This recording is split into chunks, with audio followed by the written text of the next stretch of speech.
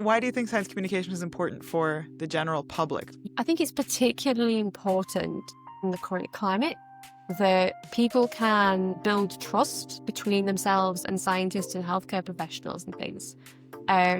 Because for many, many years, it's been this kind of old, rich, white man who's like the classic scientist, the classic doctor that's kind of clearing information. Is like, well, I must be believed because I am the expert in blah, blah, blah. And we've seen, particularly in the States, unfortunately, a lot of people are not necessarily trusting experts anymore. And I think rather than doubling down and saying, well, you should just trust us anyway because we have the degrees and we have the experience and you should just listen because you're just the general public, that's not going to work. We need to build this culture of trust between the scientists and the general public.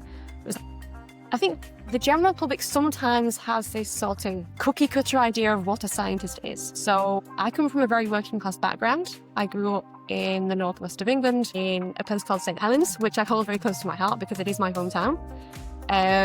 But that becoming a scientist wasn't really the prospect of people from a place like that. So when I'm getting in a very casual conversation with somebody, they say, well, what do you do?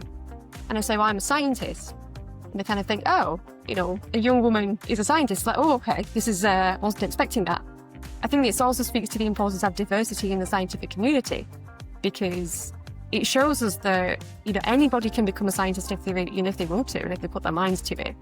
And then also, scientists should be relatable because it's easier to build trust with somebody that you can relate to.